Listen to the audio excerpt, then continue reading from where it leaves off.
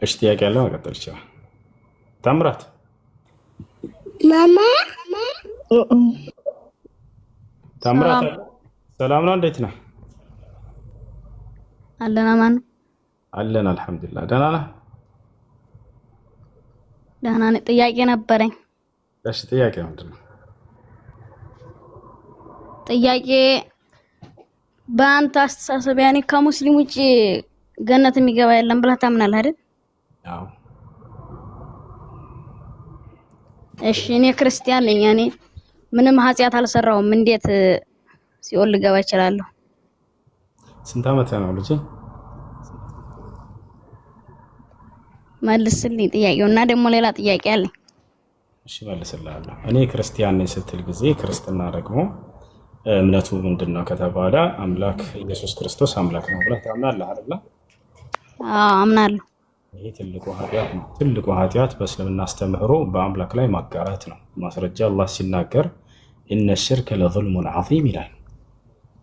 በአንዱ አምላክ ላይ በአላህ ላይ ማጋራት ወይንም አላህን መካድ ትልቁ ኃጢአት ነው። ገብተዋል? ኃጢአት አልሰራህም ስትል ጊዜ ተሳሳትክ ማለት ነው። ክርስቶስ እኔ ሰው ነኝ ብሎ ሳለ አይ አምላክ ነው ማለትህ ትልቁ ኃጢአት ነው። ዮሐንስ ወንጌል 8 ቁጥር 40 ላይ ኢየሱስ ክርስቶስ እኔ ከእግዚአብሔር የሰማሁትን እውነት የምነግራቸው ሰው ነኝ አለ። አንተ ሰው ነው ብለህ ታምናለህ ኢየሱስን? ታምራት ፍጹም ሰው ፍጹም አምላክ ነው ብዬ አምናለሁ። ኢየሱስ ክርስቶስ ግን ይሄን አላለም። እኔ ሰው ንግግር አድርገው መምጣታቸው ሁለተኛው ድንቅ ተአምር ይሄ ነው። ይሄ በቁርአን ላይ ተጠቅሷል። አላህ ሱብሓነሁ ወተዓላ ሱረቱል ኢስራ መጀመሪያ ላይ ይገልጸዋል። ሐዲስም ላይ ልክ እንደው ሰሒህ ሙስሊም 162 ላይ እናገኘዋለን። ሶስተኛ ሌላ ነቢያችን ሰለላሁ ዐለይሂ ወሰለም ያደረጉት ተአምር ምንድነው? ሶሐቦቻቸው ከዕለታት አንድ ቀን ውዱ የሚያደርጉበት ውሃ አጥተው አስፈልጓቸው መጡና ጠየቋቸው። አንተ የአላህ መልእክተኛ ሆይ ውዱ የምናደርግበት ውሃ የለንም፣ ሶላትም ደርሶብናል፣ ከየት እናምጣሏቸው? ነቢያችን ሰለላሁ ዐለይሂ ወሰለም ከጣቶቻቸው መካከል እንደዚህ ቢስሚላህ አሉና አፈለቁላቸው። ይሄን ያዩ የአይን እማኞች በርካታ ሰሃቦች መሰከሩ። ከጣቶቻቸው መካከል ውሃ ሲፈልቅም ተመለከትን፣ እኛም በዚያ ሁላችንም ውዱ አደረገን ብለው ተናገሩ። አራተኛ ነቢያችን ሰለላሁ ዐለይሂ ወሰለም ለጥቂት ሰዎች የሚትበቃ ምግብን ጥቂት ምግብ ለብዙ ህዝብ የመባረክን ተአምር ተሰጥተው ነበር። ከዕለታት አንድ ቀን ነቢያችን ሰለላሁ ዐለይሂ ወሰለም የኸንደቅ ጦርነት ወይም የአሕዛብ ጦርነት ጊዜ ነቢያችን ሰለላሁ ዐለይሂ ወሰለም በጣም ተርበው ነበር። ወደ 1400 የሚሆኑ 500 የሚሆኑ ሰሃቦች አሉ። እርሳቸው ተርበው ሳሉ ከሰሃቦቻቸው መካከል አንድ ሰው ተነሳና የእርሳቸውን መራብ ያየ ሰሃባ ቅርብ ቤት ነበረውና እዚያ እስኪ እንዳው ወደ ቤት ሄጄ ለነብዩ መሐመድ ሰለላሁ ዐለይሂ ወሰለም ተርበዋል እና የሚበላ ምግብ ላምጣላቸው ብሎ ወደ ቤቱ ይሄዳል። እቤት ሄደና ሚስቱን ጠየቃት። ሚስቴ ሆይ የአላህ መልእክተኛ ነብዩ ሰለላሁ ዐለይሂ ወሰለም ተርበው ተመልክቻለሁ እና ይሄ ነገር አላስቻለኝም፣ እባክሽ ምግብ ካለ ስጭኝና ልውሰድላቸው አላት። ሰውየው ሚስቱ ምን አለች? ቤት ውስጥ ምንም የሚቀመስ ነገር የለም አለች። ነገር ግን ትንሽዬ ዱቄት አለች፣ እንዲሁም ትንሽዬ ግልገል አለች፣ ፍየል ትንሽዬ ግልገል ነች። እሷን እንረዳትና ስጋ ሰርተን ይህንንም ቂጣ ጋግረን እንውሰድላቸው ካልክ እሺ አለችው። ሌላ ግን ምግብ ቤት ውስጥ የለም አለች። ሰውየውም እሺ አለ። ፍየሏን አረደ፣ ስጋዋን ጠባና ብረት ድስት ላይ አስቀመጠ። ለሌላ ሰው እንዳትናገር ምግቡ አይበቃምና ለብዙ ህዝብ አደራ በሚስጥር ለእርሳቸው በጆሮአቸው ብቻ ነገር ብላ አዘዘችው። ሰውየውም ሄደ ነብዩ ሰለላሁ ዐለይሂ ወሰለም ጋር ፈሰረሁ ይላል ሐዲሱ ላይ ነሰጠራቸውም ይላል። በሚስጥር ነገራቸው ማለት ነው። ቀስ ብሎ አንተ የአላህ መልእክተኛ ስለተራቡ አይቻልኩም፣ ወደ ቤት ሄጄ እንዲች አይነት እንደው ለአንድ ለአራት ለአምስት ሰዎች የምትበቃ ጥቂት ምግብ አዘጋጅቻለሁኝ፣ ከእርሱ ጋር አንድ አራት ሰዎች ይምጡና ይብሏል። ነቢያችን ሰለላሁ ዐለይሂ ወሰለም በዚህ ጊዜ ያ ቀውም አሉ፣ ህዝቦቼ ሆይ ወንድሞቼ ሆይ አሉ፣ ወንድማችን ምግብ ጋብዞናልና ኑ ወደ ቤት እንሄድ አሏቸው። ሰውየው ደነገጠ። አንቱ የአላህ መልእክተኛ የታረደችው ትንሽዬ ግልገል ነች፣ ለጥቂት ሰው እንጂ አትበቃም፣ ለአራት ሰው ለአምስት ሰው እና ይህን ሰው እኮ አታበላም ብሎ ነገራቸው። ነብዩ ሰለላሁ ዐለይሂ ወሰለም ምን አሉ? ሂድና አሁን የማዘህን ብቻ አድርግ አንተ አሉት። ሂድና ቤት ነቢዩ መሐመድ መጥተው እስኪባርኩት ድረስ ምግቡን እንዳታወጪ ድስቱን ብለውሻል። ልክ እንዲሁ እርሳቸው መጥተው ነቢዩ መሐመድ መጥተው እስኪባርኩት ድረስ ዱቄቱን እንዳትጋግሪ ወይንም የተቦካውን እንዳትጋግሪ ብለውሻል ብለህ እዘዝ አሉት። ሰውየው ተመለሰ ወደ ቤቱ። ገብታችኋል አይደል? ወደ ቤት ተመለሰ። ከዚያ በኋላ ነቢያችን ሰለላሁ ዐለይሂ ወሰለም ከሰሃቦቻቸው ጋር ወደ 1400 እና 500 ህዝቦች ቢሆኑ ሄዱ። ከዛ ሄደና ሰውየው ምን አላት ለሚስቱ ነብዩ መሐመድ ሰለላሁ ዐለይሂ ወሰለም ከህዝቦቻቸው ጋር ከ1500 ህዝብ ጋር እየመጡ ነው አላት። ደነገጠች ሚስትየዋ። በሚስጥር ንገራቸው አላልኩም ነበርን አለች። ያልሽኝን አድርጌ ነበር እኔም አለ ሰውየው። ግን እርሳቸው እንዲህ በቃ አድርጌ ብለዋል፣ የሚሆነውን እናያለን አለ። ወደ ነቢያችን ሰለላሁ ዐለይሂ ወሰለም መጡ። የአይን እማኝ የሆነ ሷሐባ ራሱ ሰውየው ሲናገር ምን አለ? ይሄን ተአምር ያየ የተቋደሰ የበላ ካል ነው እየመሰከረ ያለው። ያ ጀማ ድስቱንም ሰጠኋቸው አለ። ወዲያው ያዙና ዱዓ አደረጉ፣ ጸሎት አደረጉ፣ ባረኩትም አለ። ልክ እንዲሁ አውጥቻ ያሳያቸዋለሁ ማስረጃ ምትሉ ልጆች። ልክ እንዲሁ ደግሞ ዱቄቱን ተቀበሉና ማነው የተቦካውን እርሱንም ያዙና ዱዓ አደረጉ፣ ባረኩትም። አሁን እየጋገርሽ ቂጣውን አቀብይና አሉ ነቢያችን ሰለላሁ ዐለይሂ ወሰለም። እየተጋገረ ቂጣ ይሰጣቸዋል። ራሳቸው ነቢያችን ሰለላሁ ዐለይሂ ወሰለም ስጋ እያነሱ በጭልፋ ያንን ቂጣ ላይ እያደረጉ ለሰሓቦቻቸው ይሰጧቸው ጀመር። ወላሂ እየማለ ነው ሰሓባ የሚናገረው። በአላህ ስም ላለሁኝ ቋንቋ አውጥቶ ተስቢሕ ያደርግ ነበር። ይህን ታውቃላችሁ? ይህንንም ያዩ የመሰከሩ የአይን እማኝ የራሳቸው ሰሓቦች ናቸው።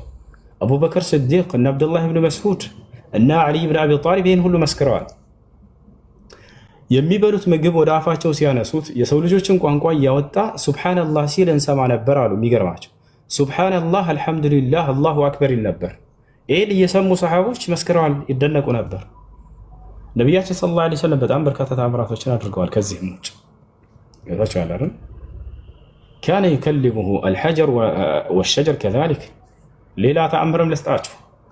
ነቢያችን ሰለላሁ ዐለይሂ ወሰለም ሰውን ብቻ ሳይሆን ግዑዝ ነገራቶችን ወይንም እንስሳቶችን ይረዷቸው ሁላ ነበረ። ለሱለይማን የተሰጠ አንድ ተአምር አለ፣ ቀድሜ ልንገራቸው። ሱለይማን ዐለይሂ ሰላም እንስሳትና አዕዋፋቶች ቋንቋቸውን ይረዳቸው ነበር። ወዑሊምና መንጢቀ ጠይር ይላል። በዚህ ጊዜ እነዚህ ሰዎች በጣም ፈሩት። የተለየ ባህሪን በእርሱ ላይ አዩ። ወዲያው ወደ ነቢያችን ሰለላሁ ዐለይሂ ወሰለም ጋር መጡ የግመሉ ባለቤቶች። አሁንም ይህን የሚመሰክሩት ያዩ ይህንን ተአምር የዘገቡ አካሎች ናቸው። ወዲያው መጡ ወደ ነቢያችን ሰለላሁ ዐለይሂ ወሰለም ጋርና አንቱ የአላህ መልእክተኛ ሆይ የግመላችን ፈረጠጠ፣ ወደ አውሬነት ተቀየረ። ሶሐቦቻቸው እንዳለ ተማሪዎቻቸው ይከተላሉ። ከሩቅ ሆነው እነዚህ ሰዎች ያው እነዚያ ጫካ ነው የገባው ብለው ተናገሩ። መቅረብ አልፈለጉም፣ ወደ አውሬነት ተቀይሮ ስለነበር። ነቢያችን ሰለላሁ ዐለይሂ ወሰለም ቀጥታ ሄዱ በሙሉ ድፍረት። ሰሓቦች እንዴት እንዳዩና እንደመሰከሩ ተመልከቱ። ሱብሓነላህ። እርሳቸውም እየሄዱ እያለ ግመሉ ወደ እርሳቸው መጣ። ልክ እርሳቸውን ባየ ጊዜ ወደ እርሳቸው መጣና ፈጀተ ዐላ ሩክበቲሂ፣ በጉልበቱ ተንበረከከ። ወአልቃ ዑኑቀሁ ዐላ ዑኑቅ ነቢይ ሰለላሁ ዐለይሂ ወሰለም፣ ይህም ግመል አንገቱን ወደ ነቢ ሰለላሁ ዐለይሂ ወሰለም አንገት እንደዚህ ሲጥል ይህ ግመል አሁን ስሞታን አቅርቦልኛል። አነከ ተሕሚሉ ዐለይሂ ከሲራን ወላ ተዕጢሂ ማ የክፊሂ ሚነል ቁት፣ አንተ ጭነትን ከልክ በላይ እንደምታበዛበትና የሚበቃውን ምግብ እንደማትመግበው ስሞታ አቅርቦልኛል። በዚህም ምክንያት አትበድሏቸው፣ የሚበቃቸውን መግቧቸው፣ ከአቅማቸውን በላይ አትጫኗቸው ብለው ከለከሉ። እና ግመልህን ይዘህ ውሰድ አሉት ነቢ ሰለላሁ ዐለይሂ ወሰለም። ያ ፈርጥጦ የነበረ ሸፍቶ የነበረ ወደ አውሬነት ተቀይሮ የነበረ ግመል ነቢያችን ሰለላሁ ዐለይሂ ወሰለም ና ይዘህ ሂድ አሉት። አሁን ስርዓቱን ገዝቶ ወደ ቤቱ ተመለሰ። ይዘውት ሄዱ።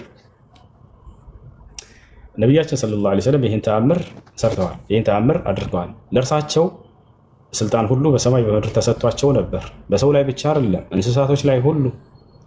ሌላ ተአምር ልስጣችሁ። ነቢያችን ሰለላሁ ዐለይሂ ወሰለም መልአኩ ጅብሪል ዐለይሂ ቦታ ተተከለች። በትእዛዛቸው ስር ነበረ እያልኳቸው ነው። ሰማይ ምድር ላይ ያለ ነገር ሁሉ መልአክን አዘው አላህ ሱብሓነሁ ወተዓላን ጸሎት አድርገው መልአክ ያስልኩ ነበረ። ይህ በቁርአን ላይ ተገልጿል። ሱረት አልአንፋል ሁለተኛው ገጽ ላይ ኢዝ ተስተጊሱነ ረበኩም ፈስተጃበ ለኩም አኒ ሙሚድኩም ቢአልፊን ሚነል መላኢከቲ ሙርዲፊን ይላል አላህ። ሙሐመድ ሆይ እኔን ጌታህን አላህን እርዳታ በጠየከኝ ጊዜ የመላእክት ሰራዊትን በአንተ ላይ የ1000 መላእክት ሰራዊትንም ላኩልህ እያለ ይናገራል። መልአክ ከጎናቸው ሆኖ ይዋጋ ነበረ። ያየ መሰክራለ ወይ? አዋላ ሰዕድ ብን አቢ ወቃስ መሰከሩ። ሰሓቦች ያዩ። ማን መልአኮች ይመጡ ነበር? ገብርኤል እና ሚካኤል ይመጡ ነበር ወደ እርሳቸው። ቡኻሪ እና ሙስሊም ላይ ሐዲሱን ከፍተን እናሳያቸዋለን። ይህን ያየ የመሰከረ ሶሐባ ሲናገር ምን ይላል? ሰዕድ ብን አቢ ወቃስ በኡሁድ ጦርነት ጊዜ ነበር ገድለናል ብለው የተደሰቱበት ጊዜ ነበር። ምክንያቱም ከፊት ለፊታቸው እንዳለ ሰራዊት ሁሉ በቃ ተገደሉ። ከፊታቸው ሲከላከሉ የነበሩ ሶሐቦች ሁሉ እንዳለ ሞቱ። ሰዕድ ብን አቢ ወቃስ ቀረ። እርሚ ያ ሰዕድ ፈኢነ መዐክ ሩሕ አልቁዱስ እያሉ ይናገሩት ነበር። በዚያው እርሱም ተጎዳ። ይህ ከፊታቸው የነበረው ሶሐባ እጁ ተቆረጠ። እንደዚህ በዚያ ሁኔታ ሳለ የመጨረሻ እይታው ነብዩ ሰለላሁ ዐለይሂ ወሰለምን ገደሏቸው በቃ ብሎ ተስፋ እየቆረጡ ባሉበት ሰዓት ወደ እርሳቸው ዘወር ብሎ አይኑን ጣል ያደርጋል። በዚህ ጊዜ ነቢያችን ሰለላሁ ዐለይሂ ወሰለም ከቀኛቸውና ከግራቸው ሁለት ነጫጭ ግለሰቦችን ያያል። ይሄ ሶሐባ በነጫጭ ፈረስ ላይ ተቀምጠዋል። ነጫጭ ልብስ ለብሰዋል። ሰይፋቸውን በእጆቻቸው ይዘዋል። ማንም ወደ ነብዩ ሰለላሁ ዐለይሂ ወሰለም አይቀርብም። እነዚህ ሁለት ግለሰቦች የቀኑት ቢሆን እንጂ እርሳቸውን ለመግደል የሚመጣን አካል። ይህ ሶሐባ ይህንን አይቶ ነበረ። ከጦርነቱ በኋላ ከተረጋጋ በኋላ ወደ ነቢያችን ሰለላሁ ዐለይሂ ወሰለም ጋር ቀጥታ ቤታቸው ነው የመጣው። ይህ ሶሐባ ወደ ቤታቸው መጣና ጠየቃቸው። ያ ረሱላላህ አላቸው፣ አንቱ የአላህ መልእክተኛ ሆይ ቅድም በጦር ሜዳ ላይ ሳለን ከእርሶ ቀኝና ግራ ጎን ሁለት ግለሰቦችን አይቻለሁኝ በነጫጭ ፈረስ ላይ ነጫጭ ልብስ ለብሰው። ወደ እርሶ ማንም ጠላት እርሶን ለመግደል አይቀርብም በእነዚያ አካሎች የተቀላ ቢሆን እንጂ። እነዚያ ሰዎችም ከዚህ በፊት አይቻቸው አላውቅም፣ ከሰሃቦቻችን አይደሉም፣ ከኛ ገብታችኋል አይደለ? አሁንም አላያቸውም። ማናቸው እነዚያ ሰዎች ይንገሩኝ ብሎ ጠየቀ። ነብዩ ሰለላሁ ዐለይሂ ወሰለም ምን አሉት? ሀል ረአይተሁማ አሉት። ገብርኤልና ሚካኤል የነቢዩ ሰለላሁ ዐለይሂ ወሰለም ጠባቂዎች የሆኑ ዘንድ ይላኩ ነበር።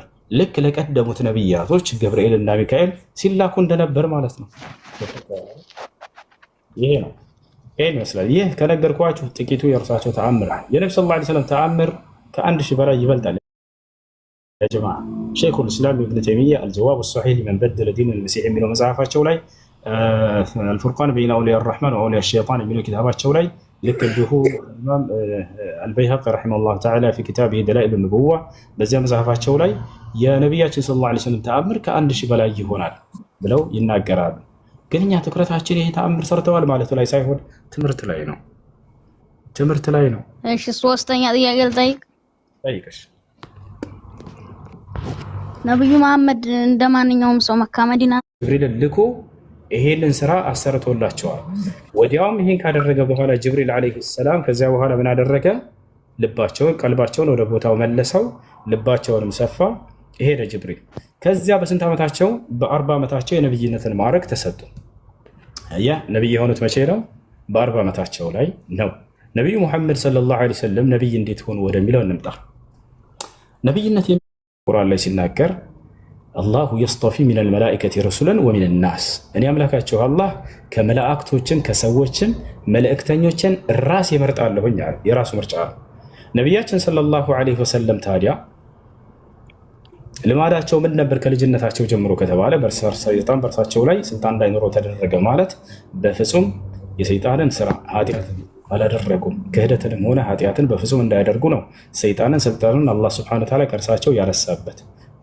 አላህ ሱብሓነሁ ወተዓላ የሰይጣንን ተንኮል ያነሳላቸው በመልአኩ ጅብሪል ዓለይሂ ሰላም ስራ አማካኝነት ቅድም በነገርኳቸው። ስለዚህ አንዱን አምላክ አላህን በብቸኝነት የሚገዙ ከኃጢአት ሁሉ የራቁ ሆነው እስከ 40 ዓመት ዘመናቸው ድረስ ይቆያሉ።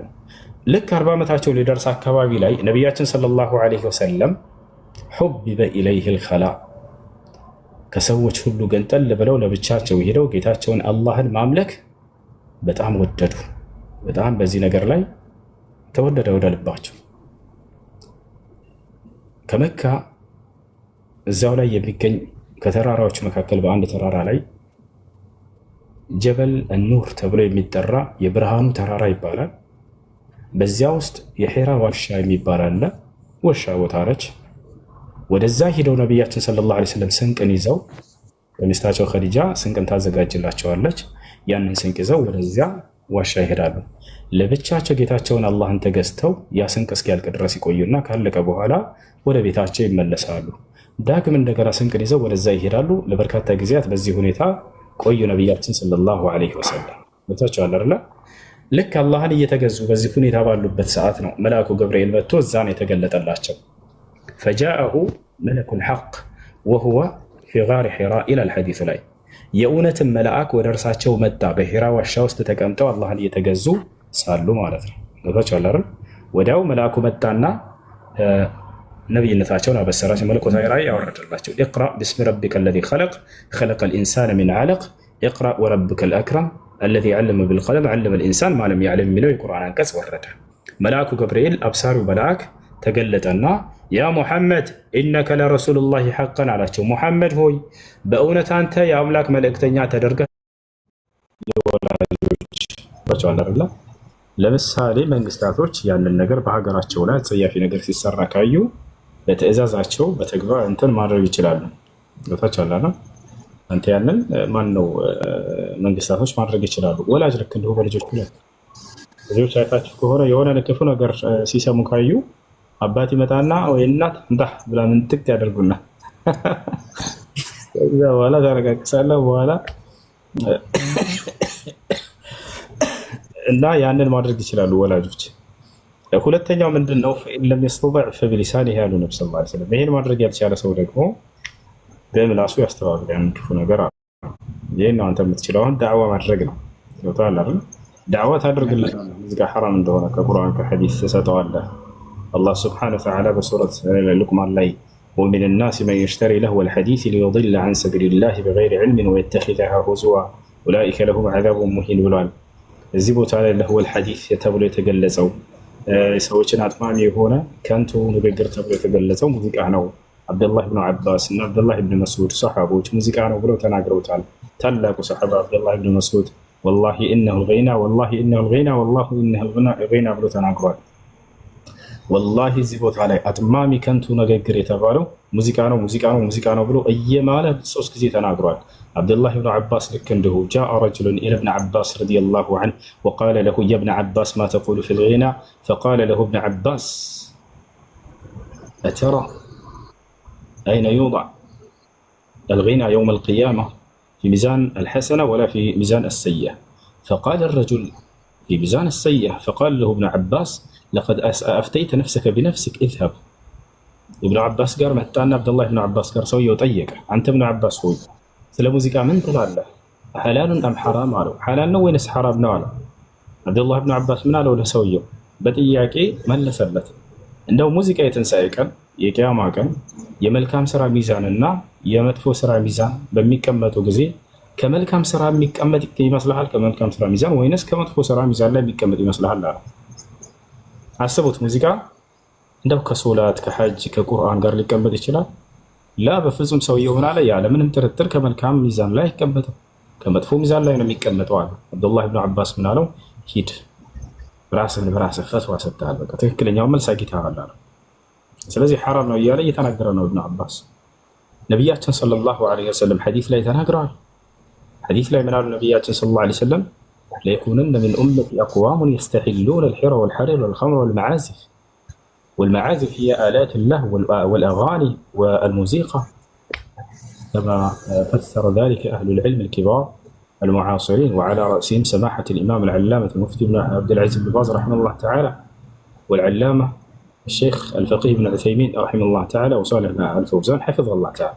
نزل كل علماء جنة موسيقى حرام من دونه فتوى ستوى لهن حديث مسألة الرقاو هاي هن أسردته كتقبل السيء أنبي كالا ከዚህ በኋላ ደግሞ ሶስተኛውን ደረጃ ትሄዳላችሁ። እሱም ምንድነው? ፈኢን ለም የስተጢዕ ፈቢቀልቢሂ በአንደበቱ ማስተባበል አልቻለ በልቡ ያስተባብላሉ። በአንደበት በልብ ማስተባበል ማለት ነው። ቃለ አልኢማም ኢብኑ ሐጀር ረሒመሁላህ ተዓላ አው አልኢማም ነወዊ ረሒመሁላህ ተዓላ ወልኢንካሩ ቢልቀልብ መዕናሁ አልኢብቲዓዱ ዐን አማኪን ልሙንከር። በልብ ማስተባበል ማለት አጸያፊ ስራ ከሚሰራበት ቦታ መራቅ ማለት ነው። لأن الجلوس في أماكن المنكر يدل على الإقرار يا مرقاقتون يسعيان لنا قلت كالزا سويو ودو ميكمتون يسعيان سلازي كزاوتها مراقنا ያን ማድረግ እንዳትችሉ እናንተ እንዳትርቁ ከርሱ ስራ ቦታ ላይ ነው ሄሰብ ይከፍትባችሁ። በዚህ ጊዜ ከኛ ይሄን ነገር ሰትር ራስን ችለህ እዛ በይፎና ብላችሁ ተነግሩታላችሁ። እምቢ የሚል ከሆነ ግጠም አለ ሄደህ ላለቃህ ተናገር። እሺ አለቃህም ይሄ ሰው ባለበት ስራ ቦታ ላይ ሙዚቃ እየከፈተብን ነው፣ እኛ ደግሞ ይሄን መስማት አንፈልግም፣ ሐራም ነው፣ ነክረነዋል፣ ገስጸነዋል፣ አልቀበልም አለ። ስለዚህ እናንተ ይህንን እንድታስቆሙልን እንፈልጋለን ብላችሁ ላለቃችሁ ተናገሩ። ያው ሌላ ጥያቄ ረሱ። ሰላም አለይኩም ወራህመቱላሂ ወበረካቱ። አለይኩም ሰላም ወራህመቱላሂ ወበረካቱ።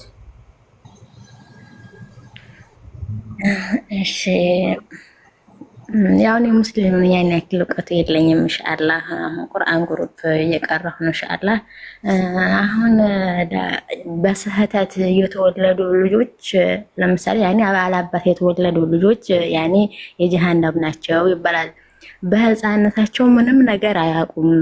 እንዴት ሊሆን ይችላል? ያኔ ቤተሰቦቻቸው አይደለም መቀጣት ያለባቸው? በእርግጥ ይቀጣሉ፣ ግን ህፃኖቹም ለምን ይቀጣሉ? የተወለዱት ስህተት ነው እሱ። ያለ ኒካህ የተወለደ ልጅ እሳት ነው የሚባለው አባባል ስህተት ነው። ልብ በሉ። እዚህ ጋር አንድ ሐዲስ አለ፣ ቅዱሳን ሊያነሱላቸው ይችላሉ። በዝሙት የተወለደ ልጅ እሳት ነው የሚል ሐዲስ አለ። ያ ሐዲስ የት አድርግ ይሄ እባክሽ ልጨርስ። ምናልባት እናንተ ላታስተውሉት ትችላላችሁ። ከዚህ በኋላ ሊያነሱላቸው ይችላሉ። እንደዛ ሚል ወለድ ዚና የዚና ልጅ የእሳት ነው የሚል ሐዲስ አለ። የታቸዋለ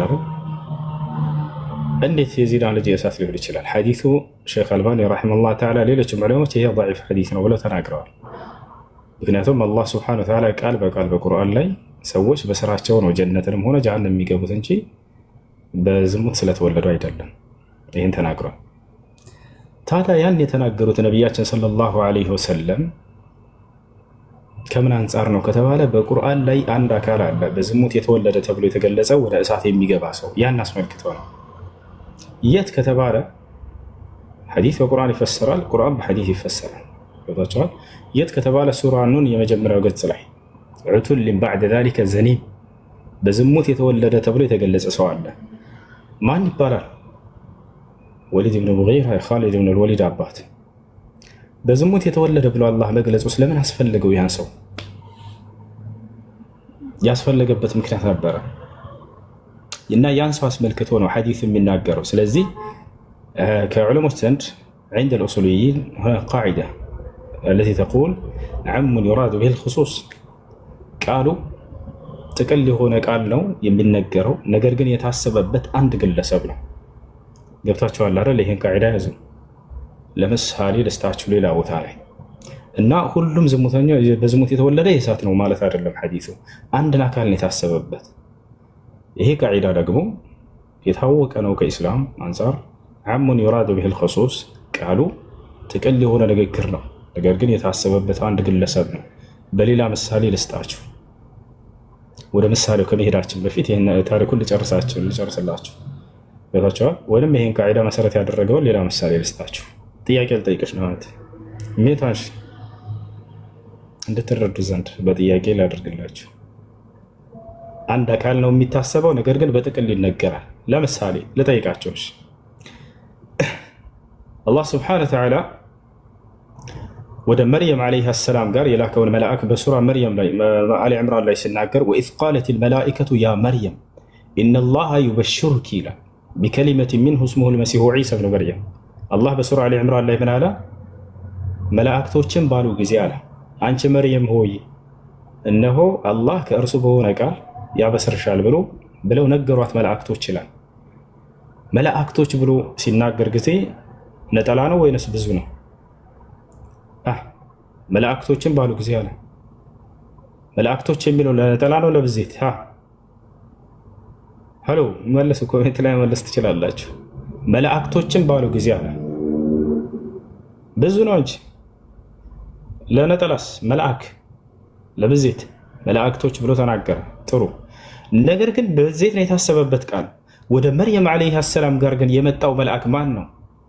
ስንት ነው? ሁለት ናቸው? ሶስት ነው ወይንስ አንድ ነው? ማን የመጣው መልአክ ወደ መርየም? ይሄን ብስራት መጥቶ ይዞላት የመጣው አንድ አካል ነው። አያቸው አይደለ? የት እናገኘዋለን? ሱራ መርየም ላይ ታች ስንወርድ ጊዜ ምዕራፍ 19 ላይ አይደለ?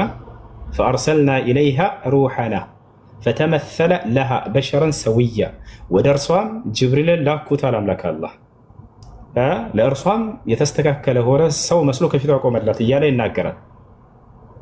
ገብታችኋል? አንድ ነጠላ አካል ነው የመጣው ወደ እርሷ፣ ነገር ግን በብዜት ይገለጻል። ይህ ምን ይባላል? ዓሙን ዩራዱ ቢሂል ኹሱስ አላህ ሱብሓነሁ ወተዓላ ሱራ አልዕምራን ላይ በብዜት ገለጸው። ነገር ግን የታሰበበት አንድ የመልአክ አካል ነው። ከዛሊክ ልክ እንዲሁ ነቢያችን ሰለላሁ ዐለይሂ ወሰለም በዝሙት የተወለደ ልጅ የእሳት ነው ሲሉ ጊዜ ንግግሩ የጥቅል ንግግር ነው። ነገር ግን የታሰበበት ስንት አካል ነው? አንድ ግለሰብ ነው። ይሄን የሚገልጽልን ማነው? ቁርአን ላይ ቀጥታ እንሄዳለን። ስለዚህ የሐዲሱን በጥቅል የተገለጸው እንደው ሶሒህ ነው በሚለው ብንሄድ እንኳን ضعيف ነው ብለዋል ዑለማዎች። ሶሒህ ነው በሚለው ብንሄድ አንድ አካል ነው የታሰበበት። የት ነው ያ አንድ አካል በዝሙት የተወለደ የእሳት ተብሎ የተገለጸ? ሱራ ቀለም ላይ ታገኝታላችሁ። ሱረቱል ቀለም ኑን ወልቀለም ወማ የስጡሩን። እዚያ ላይ ዑቱሊን ባዕድ ዛሊከ ዘኒም በዝሙት የተወለደ ልጅ ነው ተብሎ የተገለጸው። ማን ነው እሱ? የኻሊድ ብን ልወሊድ አባት ወሊድ ብን ሙጊራ። ለምንድን ነው በዝሙት የተወለደ ተብሎ መገለጽ ያስፈልገው? ይሄ የነቢያችን ሰለላሁ ዐለይሂ ወሰለም የነብይነታቸው ማረጋገጫ የሆነ ቃል ነው። ነገር ግን ብዙዎች ነቢያችን ሰለላሁ ዐለይሂ ወሰለምን ለመተቸት አድርገው ያመጡታል። ነብይነታቸውን ሊያረጋግጥ የሚችልበት መንገድ እንዴት ነው ወደሚለው እንምጣ። ወሊድ ብን ሙጊራ ነቢይ ሰለላሁ ዐለይሂ ወሰለምን ከኋላቸው እየተከታተለ በዘራቸው በጣም ያነውራቸው ነበር። ነቢያችን ሰለላሁ ዐለይሂ ወሰለም ወንድ ልጅ በወለዱ ቁጥር ወዲያ ይሞቱባቸው ነበር። ቃሲምን ወለዱ፣ ትንሽ እንደቆየ ገና 6 ወር ምናምን ሞተባቸው። አብደላህን ወለዱ፣ ወዲያው ትንሽ እንደቆየ ሞተባቸው። ወንድ ልጅ ከሞተብህ የዘርህ መቀጠያ ወንዶች ናቸውና ተብሎ ይታሰባል ከአረቦች ዘንድ። ስለዚህ ዘርህ የተቋረጠ ነው አንተ እያሉ ይሰድቧቸው ነበር። አንተ ዘረ ቆራጣ እያሉ መስደብ ጀመሩ እርሳቸውን። ነቢያችን ሰለላሁ ዐለይሂ ወሰለም ማዘን ጀመሩ። በዚህ ልባቸውን ይሰብሯቸዋል ከኋላ እየተከተሉ። እርሳቸው መልስ አይሰጧቸውም። እናንተ ለራስህ እንዲህ የሚል መልስ አያውቁም ነበር። ነብዩ ሰለላሁ ዐለይሂ ወሰለም እየተሰደቡ ልባቸውን እየሰበሯቸው አስተምሮታቸውን አስተምረው ቀጥ ብለው ዝም ብለው ነበር የሚሄዱት። ወልቀድ ነዕለሙ አነከ የዲቁ ሰድሩከ ቢማ የቁሉን ይላቸዋል አላህ። ሙሐመድ ሆይ እነዚህ ሰዎች በሚናገሩህ ንግግር ልብህ እንደሚጨነቅና እንደሚያዝን አውቃለሁ ይላቸዋል አላህ። የልብን ትርታ የሚያውቅ የሆነ አምላክ ነውና ገብቷቸዋል አይደል? ነገር ግን በዚህ ጊዜ ነቢያችን ሰለላሁ ዐለይሂ ወሰለምን እንደዚህ በዘራቸው ሲያነውራቸው የረሱን ዘር ማውሳት አስፈላጊ ሆኖ ተገኘ። አያችሁ አይደል? እንጂ አላህ የሰውየውን ዘር ማንሳት አይፈልግም ነበረ። በዘራቸው ሲያዋረን እንትን ሲላቸው ጊዜ ዘርህ የተቋረጠ ሲላቸው ጊዜ የዚህ ሰው ዘር የተቋረጠ ዘር እንደሆነ አላህ ሱብሓነሁ ወተዓላ ሊያሳውቃቸው ፈለገ። ወዲያው ምን አለ? ዑቱሊን ባዕድ ዛሊከ ዘኒም በዝሙት የተወለደ ልጅ እንደሆነ አላህ ሱብሓነሁ ወተዓላ ተናገረ በቁርአን ላይ። ያ ሰው ግን እስከዚች የቁርአን አንቀጽ እስክትወርድ ድረስ አባት እንዳለው ነበር የሚያውቀው። ወዲያው ይሄን አንቀጽ በሰማ ጊዜ ቀጥታ እናቱን ፍለጋ ነው የሄደው። እማዬ አላት፣ ሂዱ እማዬ የምጠይቅሽ ጥያቄ አለኝ፣ እውነቱን መልሽልኝ። ሙሐመድ አይዋሽም እናውቃለን አላት። ተመልከቱ፣ ይክዳቸዋል፣ ይሰድባቸዋል፣ ግን እውነተኛ እንደሆነ ያምኑ ነበረ። ኢነ ሙሐመደን ማ ጀረብና ዐለይሂ ልከዚብ፣ ሙሐመድን ውሸት ነገር አግኝተንበት አናውቅም አላት። የዝሙት ልጅ ነህ ብሎ ከማንም በላይ እርሳቸውን ያምኗቸው ነበረ። ስለዚህ አባቴ እውነትም የለም ሽም የዝሙት ልጅ ነህ አለችው። እኔ በዝሙት ነው የወለድኩ ይህ ሰውዬ አባትህ ነው ብዬ አሳምኜህ እንጂ ከልጅነት አባትህም አይደለም። ሰለላሁ ዐለይሂ ወሰለም ነቢይነት እርሳቸው ያላዩትን ነገር እርሳቸው የተደበቀን ነገር ነው እየተናገሩ ያሉት። ይሄ ቃል ከራሳቸው እንዳልወጣ ከአምላክ ዘንድ ሁሉን ከሚያውቅ ከአምላክ ዘንድ እንደመጣ ያረጋግጣል። ነቢያችን ሰለላሁ ዐለይሂ ወሰለም ይሄ ሰው አባት እንዳለው ነው እስከዛሬ ድረስ ራሱ የሚያውቁት። ነገር ግን አላህ ሱብሓነሁ ወተዓላ ይሄን ቃል ገለጠላቸው ላቸው ጊዜ ዘሩ የተቋረጠ እንደሆነ አላህ ሱብሓነሁ ወተዓላ አሳወቀ። እንዳጠቃላይ ወደ የሐዲስ በዚህ በቁርአን አንቀጽ ነው የሚፈሰረው ብለው ዑለሞች ተናግረዋል። ይሄን ይመስላል እንደው ሷሂህ ነው በሚለው ብንሄድ እንኳን ዶክተር ማለት ነው። እዚህ አንተን የማይከፍል ለምሳሌ በባህር ምናምን የተመቶ በድብቅ እንደዚህ የሚሰራ ወንጀለኛ ነው። የሀገሪቱ ሕግና ስርዓት በማይፈቅድበት መንገድ በከለከለበት መንገድ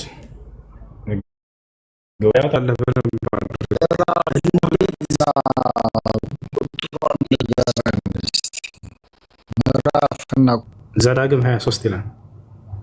ዘዳግም 23 ቁጥር 12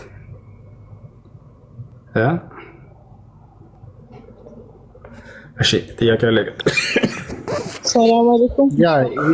ይሄ ህግ እኮ የተጻፈው እኮ በዛን ጊዜ ለነበሩ ሰዎች ነው እንጂ ለእኛ አይደለም። ከማን ነው ህጉ የመጣው? ከአሁኑ አምላክህ ነው ወይንስ ሌላ አምላክ ነበር? ኖ ከነቢያቶች ነው። በዛ ጊዜ እግዚአብሔርን አላረካ ስለ ነቢያቶች አንተ ጥያቄው ምን መሰለህ? ይሄን ህግ ያወጣው የዛሬው አምላክ ነው ወይስ ሌላ አምላክ ነበር የዛን? ኖ ይሄ እኮ ለትምህርት ተጻፈ ነው የሚለው እንጂ እኮ ህይወት የሚሆነን አዲስ ኪዳን ነው። እኛ እኮ እንደ ታሪክ ነው የምናነበው እንጂ እኮ ብሉይ ኪዳንን እኮ ለህይወታችን አይደለም እያነበብን ያለን። ማን ህግ ያወጣው የአዲስ ኪዳኑ አምላክ ነው ወይስ ሌላ አምላክ ነው ነው እኮ ጥያቄው። ኖ ነቢያቶች ነው የተናገሩት። በዛ ጊዜ ለነበሩ ሰዎች ነው። ጽላት ቅረጹ ምናምን እያለ የቆመጠጠ እንትን እርሾ አትብሉ ምናምን እያለ ጽፏል። ስለዚህ ያ ብሉይ ኪዳን የነቢያቶች መጽሐፍ እንጂ አምላክ እግዚአብሔር አይደለም እየተናገረ የነበረው ማለት ነው። በዛ ጊዜ ነቢያቶች የጻፉት መጽሐፍ ነው እንጂ ለኛ አይደለም ህይወት የሰጠን። ያኛውማ ብንከተለው ኖሮ ክርስቶስ ባልተሰቀለ ነበረ። ያ የሚያድንና የምንከተለው ቢሆን ምንድነው የሚያድንህ እኮ ክርስቶስንም ምንድነው የሚያድንህ ያለው? ክርስቶስን የሰቀሉት የሙሴ ተከታዮች ናቸው። ሙሴን እንደ አምላክ የሚያዩት ማን ነው? ክርስቶስን የሰቀለው ብዬ ካልጠየቅኩም ዘለቀ ይኸውልህ አዳምጥ። ይሄ ብሉይ ኪዳን ማን ነው የጻፈው? ለምሳሌ ሙሴ ነው የጻፈው ብለህ ታምናለህ አይደለ? ሄሎ ያ ትክክል ነው። በጣም ጥሩ። ሙሴ አምላክ አዘው የጻፈው አምላክ ሰጥቶት ነው ይሄን ቃል ወይንስ በራሱ ተፈላስፎ ነው የጻፈው? አምላክ ሰጥቶኛል ብሎ ነው የጻፈው የጌታ ሰው። ስለዚህ ያ አምላክ ለሙሴ ይሄን ቃል የሰጠው አምላክ ያሁኑ የአዲስ ኪዳኑ አምላክህ ነው ወይንስ ሌላ አምላክ ነበረ? የመጽሐፍ ቅዱስ ታሪክ እኮ ነው የሚለው እንጂ እኮ ሌላ ነገር እኮ አይደለም። ታሪክ እኮ ነው ይሄኛው። ብሉይ ኪዳን እኮ ታሪክ ነው። አምላክ ነው የሰጠው ሙሴን አልከኝ አይደለ? ያ አምላክና ያ ነቢያቶች ነው የጻፉት። ይኸውልህ አዳምጠህ ተረጋጋ። ያ አምላክ እና የአሁኑ አምላክ አንድ ናቸው ወይንስ የተለያዩ ናቸው? የመጽሐፍ ቅዱስ ታሪክ ነው። በዛ ጊዜ የሚያምኑት አምላክ ነው የሰጣቸው። እኛ የምናምነው በአዲስ ኪዳን በክርስቶስ ኢየሱስ በመጣልን አምላክና የአሁኑ አምላክ የተለያዩ ናቸው ማለት ነው። አይ ዶንት ኖ እሱን እኔ አላምንም። ማለት ይኸውልህ ህይወት የሚሆነን አዲስ ኪዳን ነው። ያ ታሪክ ነው የሚለው የነ ዮሴፍ ታሪክ የነ ሰዶምና ጎመራ ታሪክ ለኛ ህይወት አይሆነንም እኮ። ስለዚህ የተለያዩ ሁለት አምላኮች ናቸው ማለት ነው። የብሉይ ኪዳኑ አምላክ ያንን አውርዷል፣ የአዲስ ኪዳኑ አምላክ ደግሞ ይሄንን አውርዷል።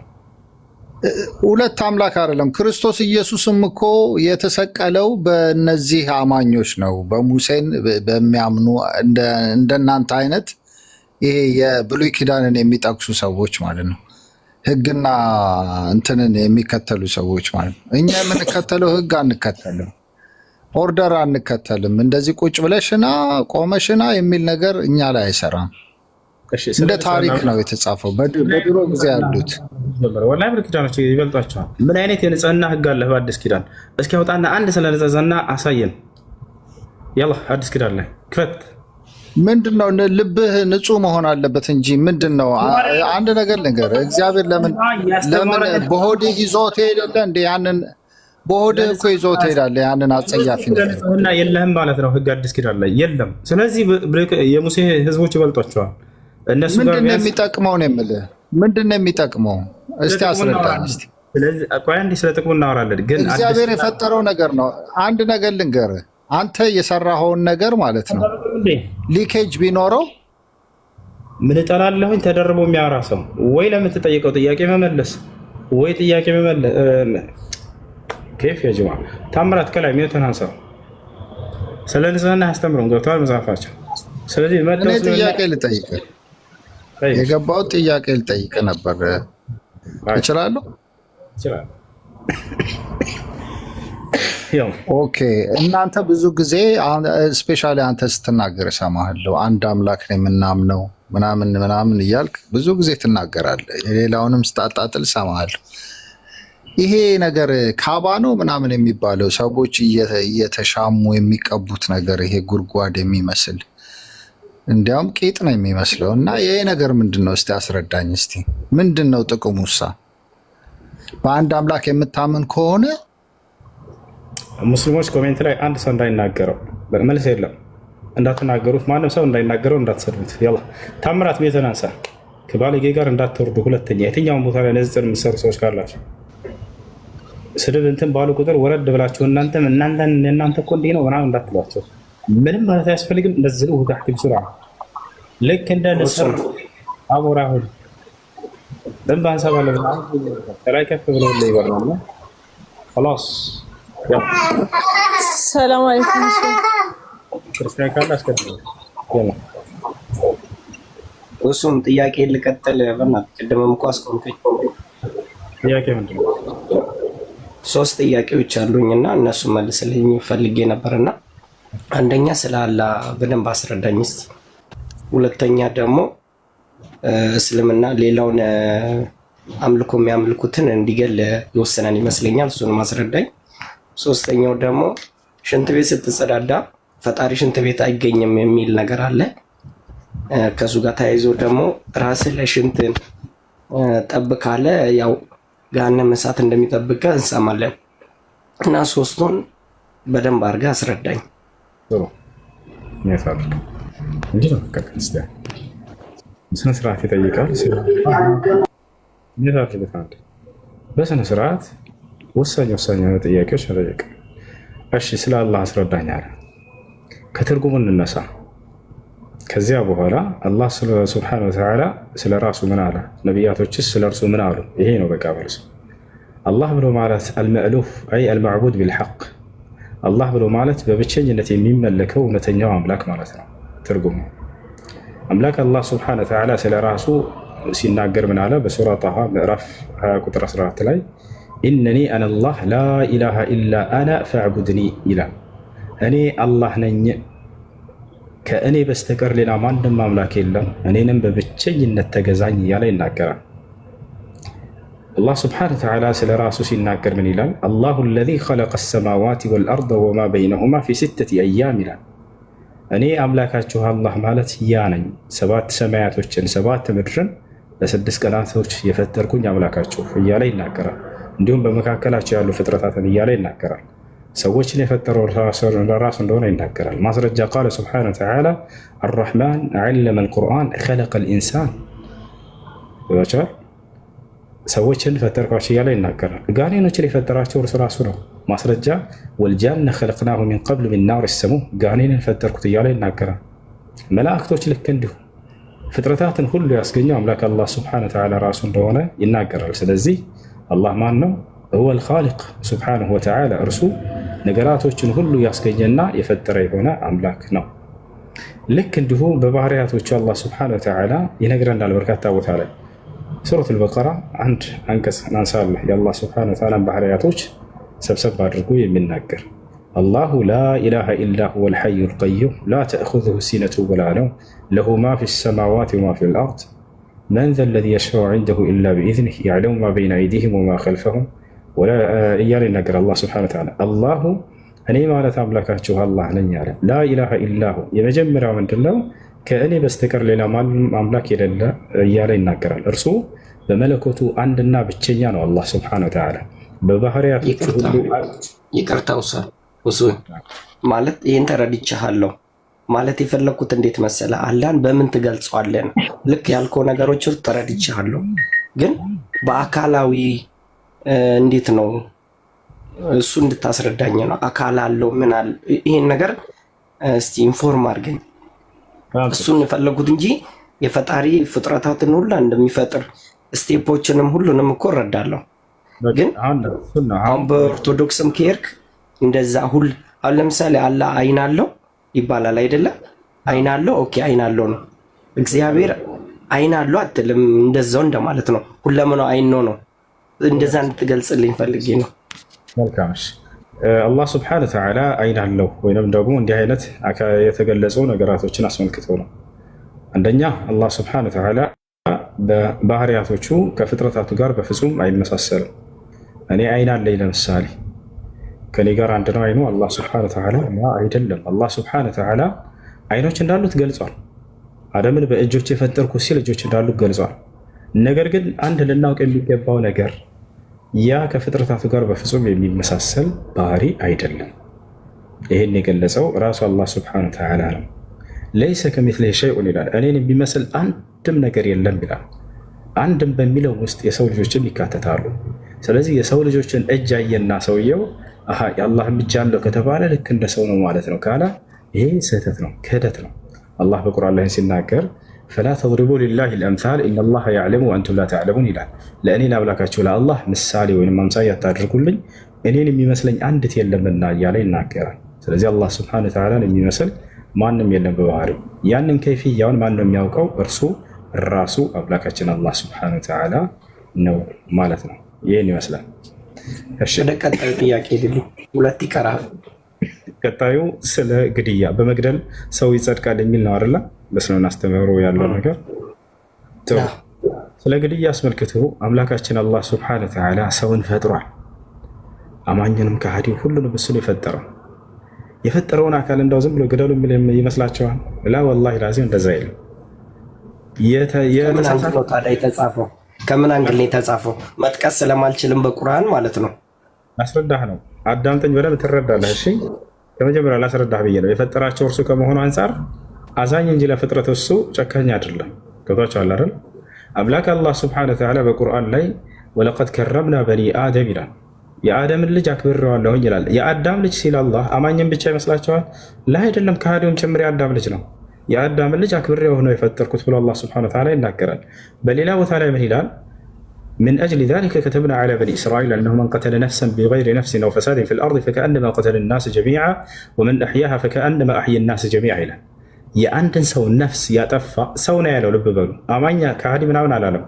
የአንድን ሰው ነፍስ ያጠፋ የዓለምን ሰው ነፍስ እንዳጠፋ ያክል ነው ኃጢአቱ ከኔ ዘንድ አለ። የአንድን ሰው ነፍስ የታደገ ከሞት የዓለምን ሰው ነፍስ ከሞት እንደታደገ ያክል ነው ምንዳው ከእኔ ዘንድ አለ። አየህ ሰው ነው ያለው አላህ ሱብሓነሁ ወተዓላ ሲጋር አማኝ ከሃዲን ምናምን አላለም። ስለዚህ በእስልምና የአንድን ሰው ነፍስ ማጥፋት የትኛውም ሰው ሊሆን ይችላል፣ የትኛውም እምነት ይኑረው፣ የትኛውም ዘር፣ ብሔር፣ ቀለም ሰው ነው ያለው አላህ ሱብሓነሁ ወተዓላ የዓለምን ሰው ነፍስ እንዳጠፋ ነው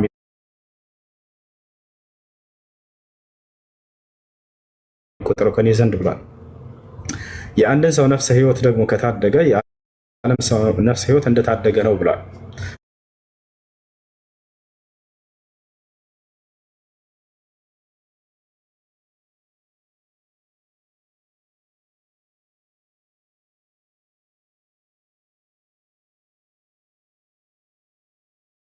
የሆነ አካል ሊያጠቃህ መጥቶ አንተ ሊገድልህ መጥቶ አንተ ከራስህ ለመከላከል የምታደርገው የመከላከል ስርዓት ጂሃድ ይባላል።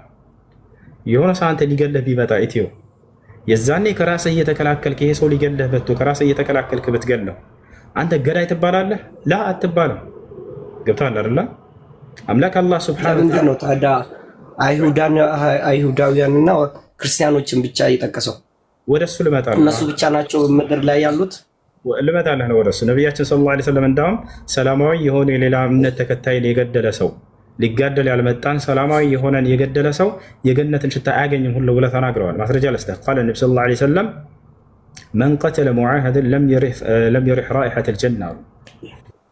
ከሙስሊሞች ጋር ቃል ኪዳን ያለውን ሰላማዊ የሆነን የሌላ እምነት ተከታይን የገደለ ሰው የገነትን ሽታ አያገኝም ይሄ ሰው ብለዋል። ገብቷል አይደል? አማኝ ሆናችሁ ሰላማዊዎች እንዳትነኳቸው ብለዋል። ስለዚህ ወቃቲሉ ፊ ሰቢሊላሂ الذين يقاتلونكم ማንን ነው እንድንጋደል የተደረገው ከተባለ እነዚያ ሊጋደሏችሁ የመጡ አካሎችን ነው ተጋደሉ ያለ አላህ ሱብሓነሁ ወተዓላ። መጋደል ማለት ነው ተጋደሉ ሲል ከራሳችሁ ተከላከሉ ነው። የዛኔ ከራስ እየተከላከልክ እንደዚህ ሊያጠቁ የመጡ አካሎች አንተን ሊገለ ሰይፍ እየጣለ መቼም አንተ አትስማው። ገብቷል? ከራስ ትከላከላለህ። መዘጋጀቱ ምን አስፈለገው ታዲያ? አሁን ሊጋደሉ እነዚህ ሰዎች ከመጡብን ከራሳችን እንድንከላከል ነው። አላህ ምን አለ? ቀድመህ እኮ ነው ታዲያ ሁሱ ቀድመን የተዘጋጀው ማለት ነው። መጠቃትህን ሳታስብ እኔንም አሞኛልና ሶሪ ድምፅ አይሰማም ከሆነ ላስረዳህ አልችልም። ተዘጋጁላችሁ የሚለውን ነው እና ቀድመ መዘጋጀቱ ለምን አስፈለገ እኮ አዳምጠኝ። ከራስህ ሊያጠቃህ የሚመጣን አካል አንተ ከራስህ ለመከላከል ብለህ ቤትህ ሽጉጥ ገዛህና አስቀመጥክ። አንተ ሰላማዊ ሰው ነህ። የሆነ አካል መጥቶ ቢያጠቃህ የዛኔ ከራስህ ለመከላከል ኃጢአትህ ምንድን ነው? አንተ ይህ እኮ ኖርማል ሰው የሚያደርገው ነገር እኮ ነው። ወአዒዱ ለሁም መስተጣዕቱም የሚለውን ነው ተዘጋጁላቸው የሚለውን አይተው ነው ልጅ ገብቷቸዋል። ይሄን ነግራቸዋል። ወአዒዱ ለሁም መስተጣዕቱም ሚን ቁወትን ወሚን ሪባጢል ኸይል ቱርሂቡነ ቢሂ ዐዱወላሂ ወዐዱወኩም። ስለዚህ ያ አዩሃ ለዚነ አመኑ ኹዙ ሒዝረኩም ይላል አላህ። እናንተ ያመናችሁ ሰዎች ሆይ ከራሳችሁ መከላከያ መጠበቂያችሁን ያዙ ብሏል አላህ ሱብሓነሁ ወተዓላ። ስለዚህ ቤት ውስጥ አንድ ሰው ማንኛውም የሌላ እምነት ተከታይ ሊሆን ይችላል እኮ ከራሱ መከላከያ የሚሆን ሽጉጥ ሊያስቀምጥ ይችላል፣ መሳሪያ። የሀገር መንግስትም ይሄን የሚያደርገው ነገር ነው። ሰራዊት ወታደሮች ያዘጋጃል፣ መሳሪያ ያዘጋጃል። ምን ይላል? ይሄን ይዞ ይቀመጣል። ሰላማዊ ሆኖ የሆነ ጠላት መጥቶ ሲያጠቃው ጊዜ ያንን ከህዝቡና ከራሱ ከቤተሰቡ ከንብረቱ ከሀገሩ ይከላከላል። ኃጢአቱ ምንድን ነው? እርግማን ሳለ ሁሱን ይቅርታ፣ እርግማን ሳለ እርግማን ማለት ያጥፋቸው የሚባል እርግማን አለ። በምሰግድ ሰዓት እሱንም ላስረዳ። ጥሩ ጥያቄዎች ነው የምታነሳው። የሚነግሯቸውን ሁሉ እንዳለ እያነሳቸው ስጠይቁ በጣም ደስ የሚለን ገብታችኋል። እሱ የት ይገኛል መሰለህ? ሱረቱል ተውባ ላይ ያለውን ለማለት ፈልገው ነው።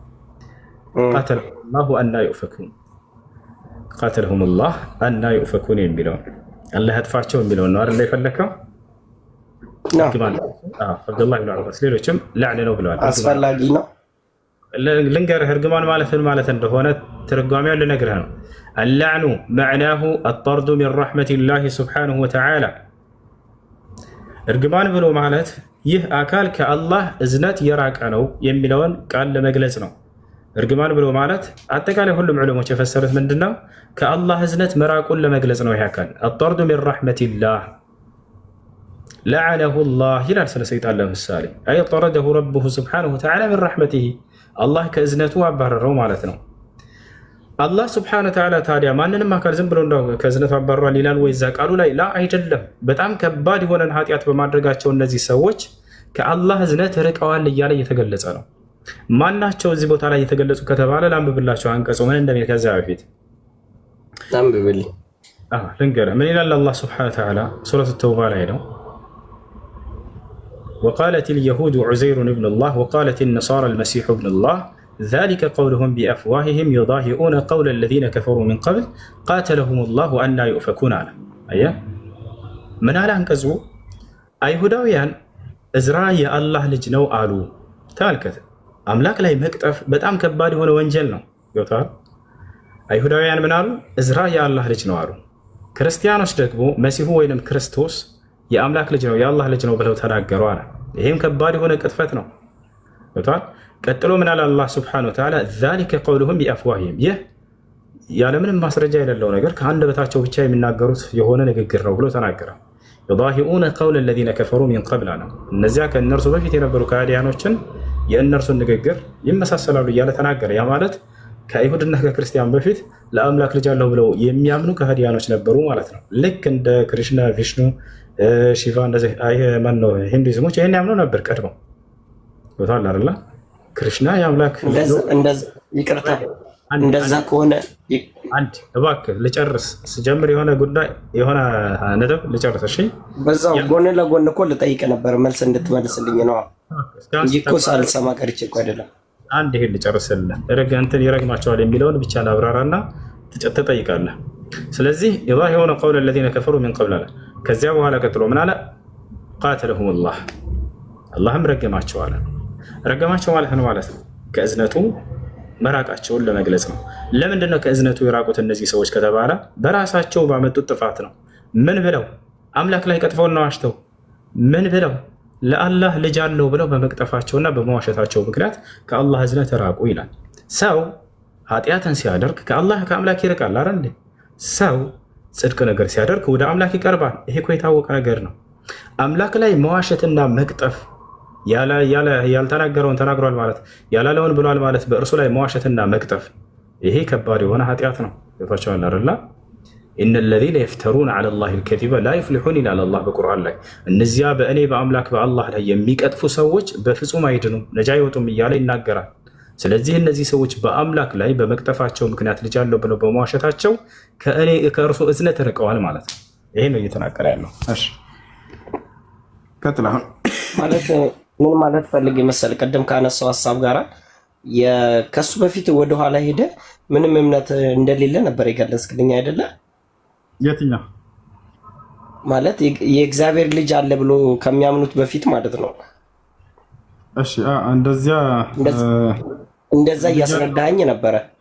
እሺ ቀጥል። ሀሳብ ስለዚህ እንደዛ ከሆነ ደግሞ ማለት ነው አሁን ይቅርታ ወደዛ ልግባልና ሌላ ርዕስ እንዳይሆንብህ ቁርአንን የጻፈው ማን ነው? ከይቅርታ ጋር ቁርአን ከአምላካችን ከአላህ ዘንድ በመንፈስ ቅዱስ ምሪት ወርዶ ለነብዩ ሰለላሁ ዐለይሂ ወሰለም ኦኬ፣ እሱን አምኛለሁ። ማን የጻፈው ነው? ሰሃቦች የነብዩ ሰለላሁ ዐለይሂ ወሰለም ሰሃቦች ናቸው።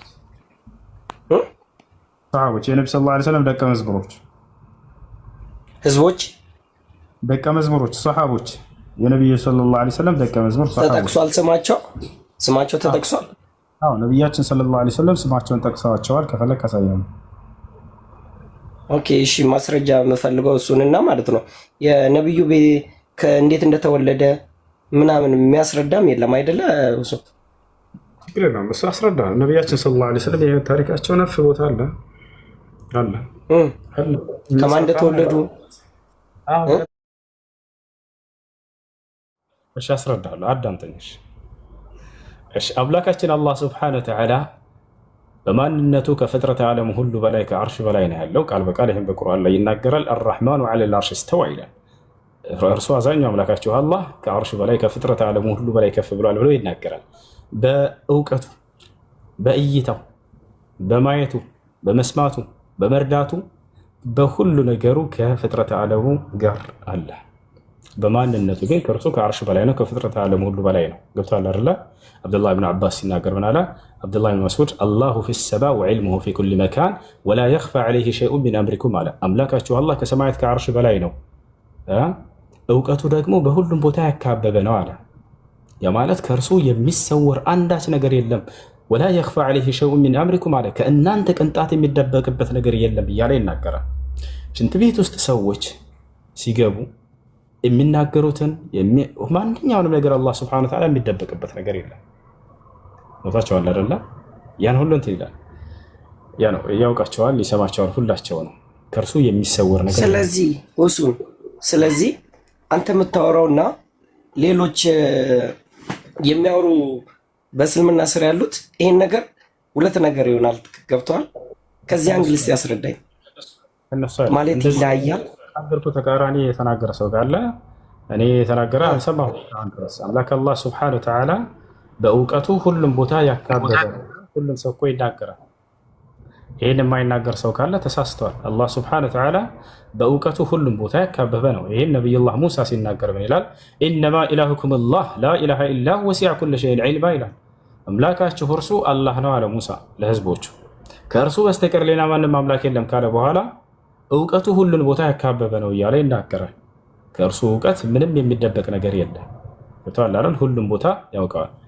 ሰዋኡን ሚንኩም መን አሰረ አልቀውለ ወመን ጀሀረ ቢህ ወመን ሁወ ሙስተኽፊን ቢለይል ወሳሪቡን ቢነሃር ይላል አላህ። ከእናንተ ንግግሩን ድብቅ ያደረገ ወይንም በገሃድ ጮሆ የተናገረ ለእኔ እኩል ነው አለ። ልክ እንዲሁ ደግሞ በድቅድቅ ጨለማ የሰራና በፀሐይ ጠራራ በቀን የሰራ ለእኔ እኩል ነው አለ። ጨለማ ላይ ሆኖ ስለሰራህ አትደበቅብኝም። ገብታችኋል አይደለ? በኩሽኩሽታ ቀስ ብለህ ስለተናገርክም ጮኸህ ብትናገርም ለእኔ ያው ነው አለ አላህ ሱብሓነሁ ወተዓላ። ሁሉም በእርሱ ዘንድ እኩል ነው። ይህን የሚደበቅበት ነገር የለም። ሁሉንም ያየዋል፣ ይሰማዋል። ገብቶሃል አይደለ? ሰዎች በምድር ላይ ምን አላህ ሱብሓነሁ ወተዓላ በቁርአን ላይ የተናገረው በርካታ የቁርአን አንቀጽ አለ። ሰዎች ተደብቀው የተናገሯትን በቁርአን ላይ ያስፈሩታል። ከእርሱ የሚደብቅ ነገር የለምና ነቢያችን ሰለላሁ ዐለይሂ ወሰለም ከዕለታት አንድ ቀን ሶላት እየሰገዱ እያለ ከነጫማቸው ሁለት ረካ እንደሰገዱ የዙሁር ሶላት ሰሃቦችን እያሰገዳቸው እያለ ጅብሪል ተልኮ መጣ ከአላህ ዘንድ። ሙሐመድ ሆይ ጌታ ወደ አንተ ልኮኝ ነው፣ የለበስከው ጫማ ነጃሳ ረግጧል እያለ ነው አምላክህ አላህ አላቸው። ጫማ ምን እንደረገጠ ጫማ ያውቃል አላህ ሱብሓነሁ ወተዓላ። ምንም የሚደብቅበት ነገር የለም። አይደለም ሰው የሚያክል ነገር ቁጭ ብሎ ሽንት ቤት ማለት ነው። ሁሉንም ያውቃቸዋል አላህ ሱብሓነሁ ወተዓላ። የሚናገሩትን ሁሉ ያውቃል። ከእርሱ ቅንጣት የሚደበቅበት ነገር የለም። ገብቶሃል አይደለ? ያ ነው። ሌላ ጥያቄ አለ?